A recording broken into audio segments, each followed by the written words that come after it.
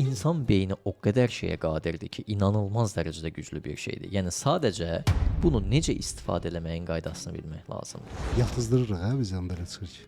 Beynimizi Hə. biz öyrənməyi bilmirik. Biz beyin bir tərəfdən çox güclü bir sistemdir, amma bir tərəfdən də çox tənbəl bir sistemdir. Theta healingdir, sonra hipnozdur, access bardır. Yəni bu metodlar çoxdur. Yəni bunun fərqi nədir? Bu psyche bizə nə verir? Başqalarının probleminə çatanda həmin metodlar, öz probleminə çatanda psyche. Burada bir şəfaçı yoxdur. Şəfaçı adamın özüdür.